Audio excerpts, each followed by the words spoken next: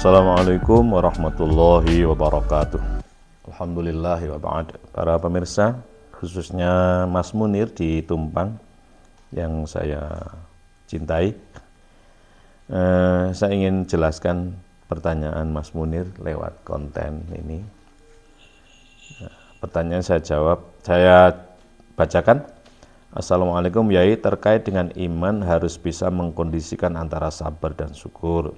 Yang saya tanyakan, lebih tinggi mana makom sabar dan makom syukur, dan seterusnya. Intinya tentang makom sabar dan makom syukur. Makom itu artinya secara bahasa kan tempat ya, atau makomat itu tingkatan-tingkatan. Jadi kalau di misalnya tinggi mana antara makom sabar dan makom syukur itu tidak bisa dikategorikan tinggi ini dan lain sebagainya, bahwa sabar itu lebih tinggi daripada syukur. Itu dikembalikan kepada masing-masing diri kita. Bagi orang-orang yang miskin, yaitu artinya berkekurangan harta, berkekurangan makom sabar adalah lebih tepat, supaya tidak terjadi misalnya mencuri dan lain sebagainya.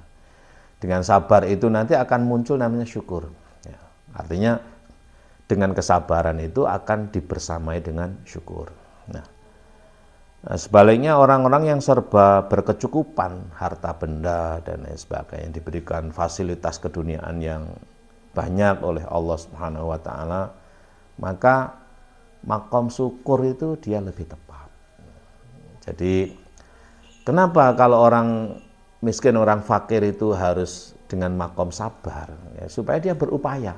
Karena sabar itu bukan menerima apa adanya, tapi sabar itu berupaya untuk meningkatkan kesejahteraan dengan kesabaran. Nah, nanti kalau orang miskin itu disuruh bersyukur, nanti akan menjadi orang yang malas itu. Ya udah gini aja disyukuri, itu jadi malas. Tapi kalau dia dengan sabar akan berupaya terus. Nah, sebaliknya orang yang kaya raya kalau dia makom sabar, nanti dia kurang loman, ya toh. Maka orang yang kaya raya dia harus bermakom, bagaimana menduduki makom syukur, alias melaksanakan makomat syukriyah atau makomat syukur ini untuk dipraktekkan dalam kehidupan sehari-hari dengan selalu berbagi. Jadi sekali lagi, nah itu yang pertama. Jadi tidak bisa makom ini sekaligus tepat untuk digradasi bahwa ini lebih tinggi, ini lebih rendah. Tergantung orangnya. Bagi orang yang miskin, makom sabar lebih tinggi barangkali dibanding dengan makom syukur. Artinya dengan sabar itu nanti akan timbul kesyukuran. Bagi orang kaya, barangkali lebih tepat menduduki makom syukur. Dengan syukur itu nanti bisa akan timbul kesabaran dan lain sebagainya.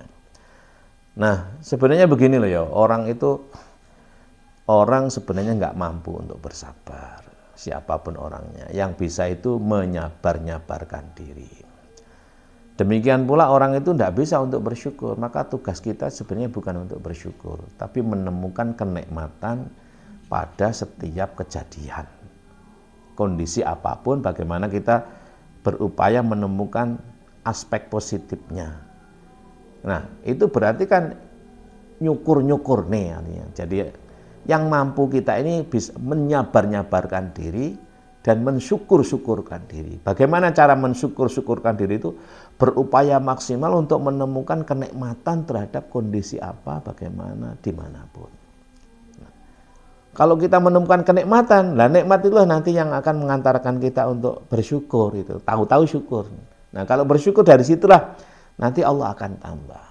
Wa ita'adzana rabbukum la in syakartum la azidannakum wa la in kafartum inna adzabi lasyadid. Itu dalam surat Ibrahim surat ke-14 ayat 7. Jadi tugas kita itu bukan bersyukur, tapi bagaimana menemukan kenikmatan dalam segala aspek. Dari nikmat itu otomatis akan mengantarkan kita bersyukur. Nah, sabar itu tidak bisa. Maka yang bisa itu menyabar-nyabarkan diri. Jadi Kita hanya bisa menyabar-nyabarkan diri dan mensyukur-syukurkan diri. Pertanyaannya, bagaimana orang itu bisa menyabar-nyabarkan diri? Allah Subhanahu wa taala berfirman dalam surat Ali Imran, surat ketiga ya, ketika ayat terakhir itu, ayat 200. Berarti ayatnya jumlahnya 200 berarti. Ya ayyuhalladzina amanusbiru wasabiru warabitu wattaqullaha la'allakum tuflihun. Jika kamu benar-benar beriman, bersabarlah. Kalau enggak bisa sabar, bersabar-sabarlah diri. Caranya, warabitu. Pilihlah teman. Pilih teman yang punya komitmen sama untuk sabar. Artinya apa? Kan kita itu teman kan banyak. Kalau kita kumpul dengan orang ini, hati saya kok jadi nggak sabar ya, yuk tinggal lo ganti teman. Kalau saya berguru pada orang ini, hati kok jadi nggak sabar ya. Nah itu terus perang.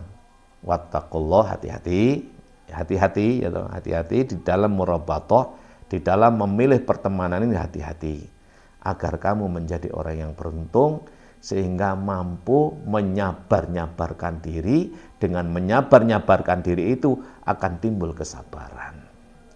Jika kamu benar-benar beriman, bersabarlah.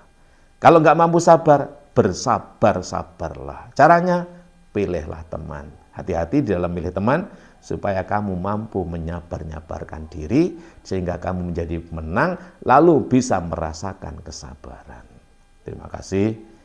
Wassalamualaikum warahmatullahi wabarakatuh.